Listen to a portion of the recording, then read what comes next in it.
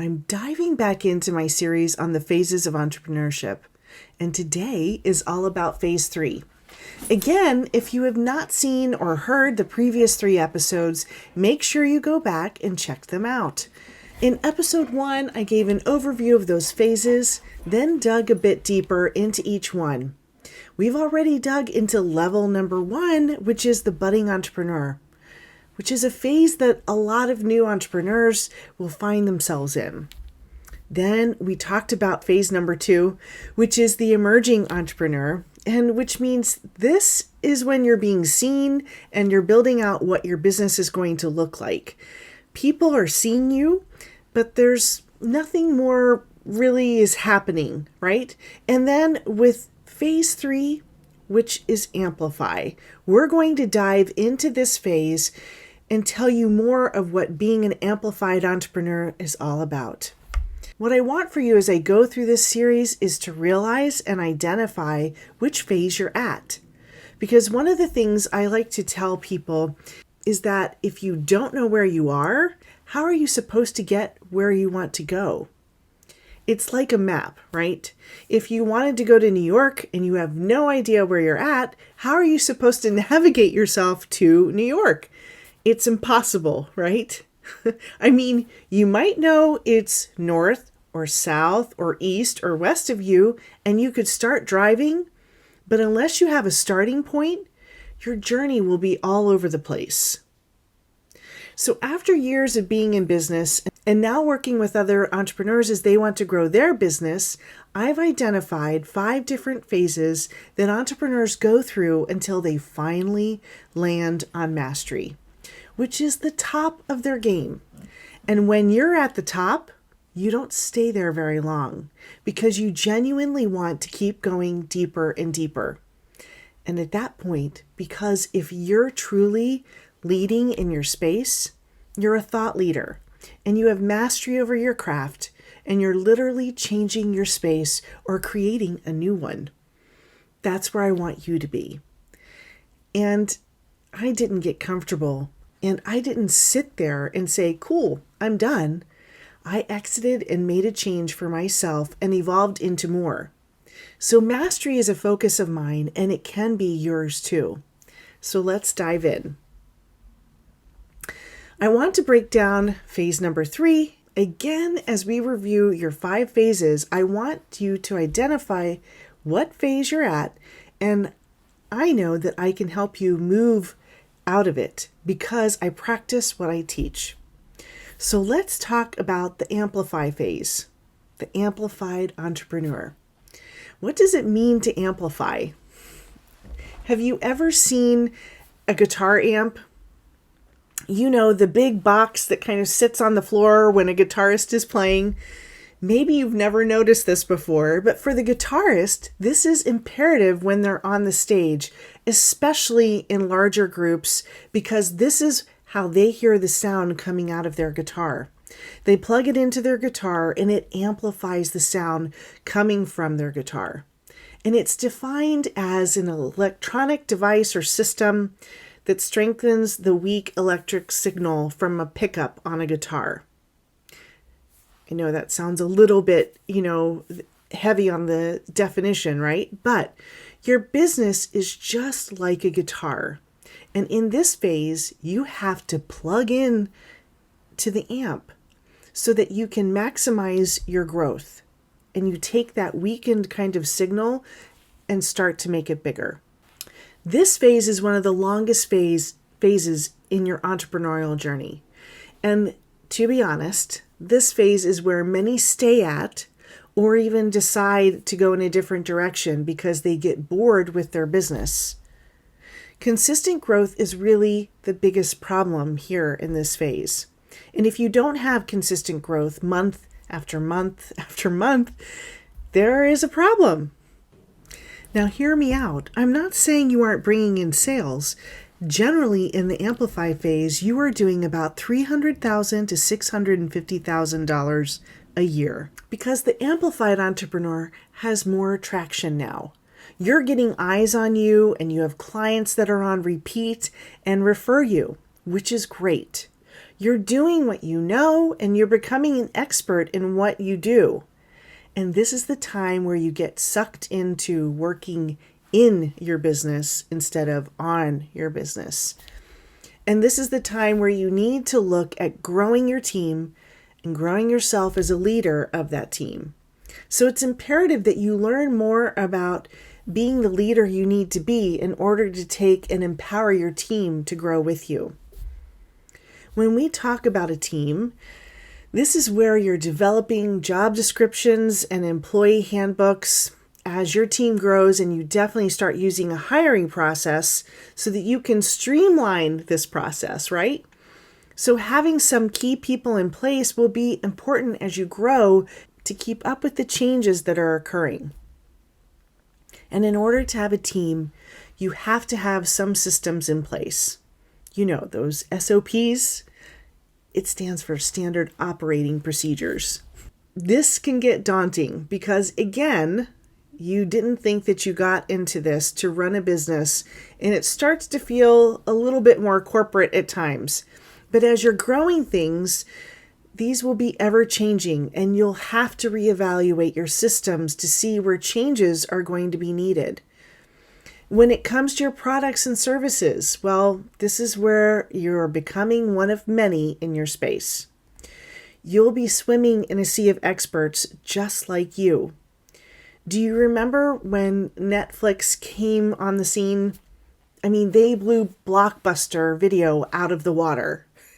Netflix started as a DVD in your mailbox to rent movies, and then they evolved into a streaming service.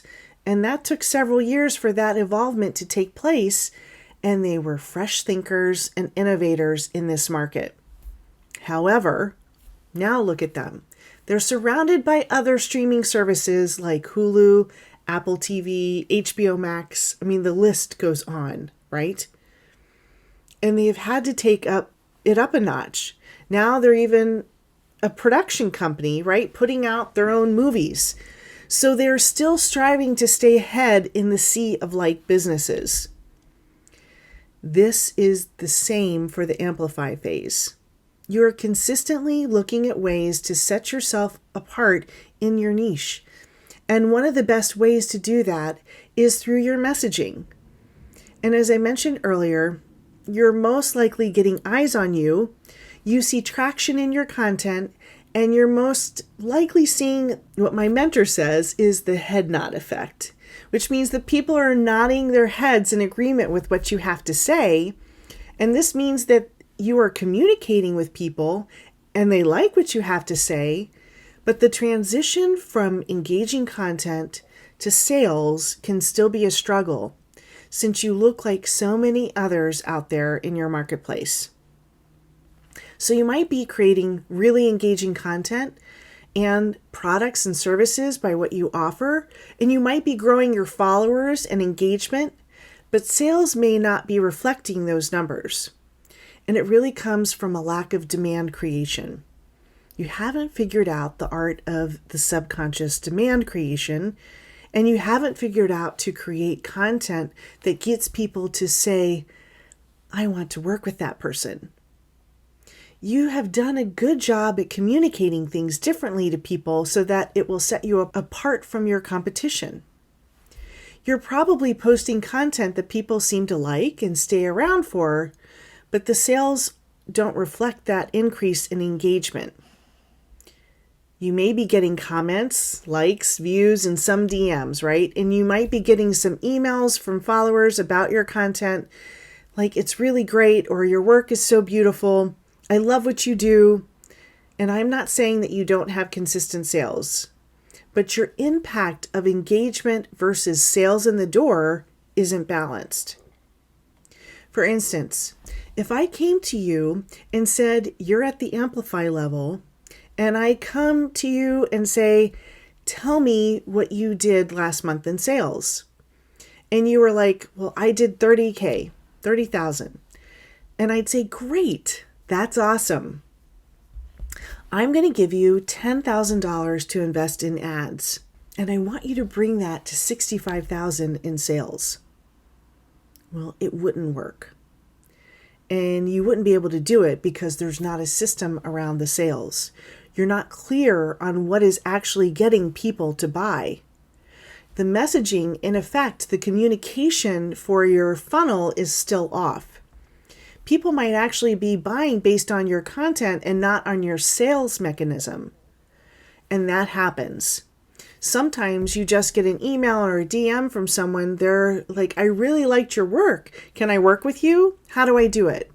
And you might be getting those every once in a while a lot of your sales may be driven from that, right? Instead of a sales mechanism. And again, you're so good at what you do and it's dialed in.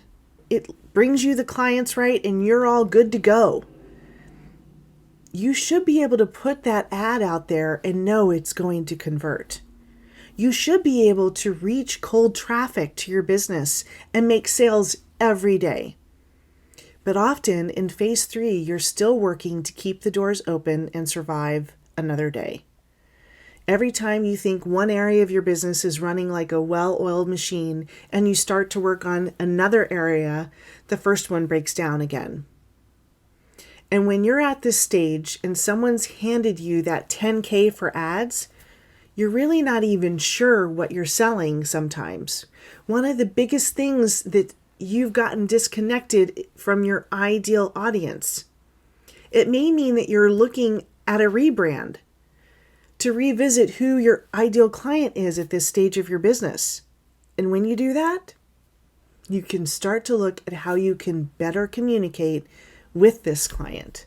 Now, I've seen some people who've grown really big followings and then they start talking about political views and different things like that aren't even relevant to why people are following them. And so it creates engagement and it creates activity and their content is really good.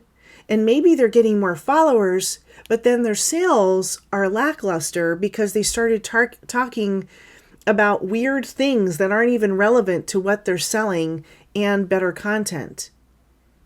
Now, I've also seen people calling out other people to try to get more attention, and that seems to work really well, but then that leads to a lackluster sales as well. Because again, the focus on what you're putting out there and what you're saying in your messaging isn't aligned anymore. This is where you get to revisit your messaging and what it's all about and how to create demand for what you offer again. You've got to learn how to consciously sell what you offer. You haven't learned yet how to create a desire inside of someone that goes like, I need this and I need it now. This happens because your focus really has been more on being different and creating demand. But if you're the amplified entrepreneur, you've done a good job at getting eyes on you and keeping that ultimately because you've been focusing more on being different and less on how do I create demand. Now, let me just say this and be upfront and completely blunt about it.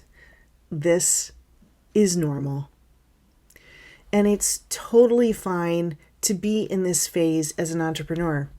It is a normal process because the way I look at it is if you can't get eyes on you and keep them there, there's no way you're able to create demand. So there's no way you should be able to be focusing on demand creation before you get the eyes on you. So the way messaging needs to unfold is that you need to learn how to get the eyes on you first. Then you need to learn how to keep them there. And once those two things are done, now you can start to focus on demand creation. It makes sense, right? It makes no sense to focus on demand creation when you can't even keep the eyes on you. So level 3, although there's a big disconnect between your content and yourself, and it's normal and it's necessary. If you're at phase 1 and 2, just be prepared that you will hit a phase 3 at some point where your content may be working, but the sales aren't in balance with it. It's just because you haven't had a focus on that demand creation. But you couldn't figure out demand creation because you hadn't gotten your eyes on you or kept the eyes on you. So this is the correct progression in the phase 3. Don't feel like you've made a mistake. somewhere. It's normal, but it's good to be aware and recognize that you're at phase 3. So what we have to do is we have to dial in the content side first, and you've been focusing on this up until now. Then we can focus really heavily on the demand creation, and this comes from situational messaging and meeting their core needs. So as you start to examine these different parts of your business and hone in on what needs to change, your focus should now be to start shifting on how do I create demand for what I do. You have to start shifting your perspective and be polarizing. Start focusing on your own industry level solutions that set you apart from the competition. How can I create demand for what I do? What is my customer really looking for? And what are the problems that come to mind for them? And how can I meet their needs and approach it differently so I stand out? So let's recap. At this phase, the Amplify phase, you're an expert at what you do. You're growing, so that means your team is too, and you'll need to reevaluate how you work with them. Your business is developing at a different level, so it will affect your sales procedures, your branding, your product, and your offerings, and especially your messaging. And the sales process will need to align with the messaging that you bring to your audience. Each part of your business will have to be up-leveled in multiple ways as you navigate through this stage. And most of all, your marketing will have to take new things to a new level if you're going to stand out from your competitors, which means that you'll be needing to look closer at how your client buys and the decisions they are making subconsciously so you can dial in your communication and meet their needs. You want to create that internal demand and desire for what you bring to the table and do for your clients. Now, you may still believe that I don't really know what it is. You may still have this belief that amazing content is enough to generate sales. And even though you aren't thinking about failure, you're making content and you see amazing content as something that gets comments and views and shares. Yes. Amazing content should get shares, and it should be also creating demand for DMs, emails, and how do I work with you engagement. This is the point where I work with most of my clients as they are honing in on how they can be different and set themselves apart from their competition. And how fast you grow in this phase really just depends on how dedicated you are to working the business to set yourself apart. But again, this is about focused thinking on your overall business and then zeroing in on the areas that you can maximize the shifts you can make quickly, and then concentrating on the areas that you can scale with change. And most often, this comes from looking at your marketing, message, and attracting the clients that are right for you.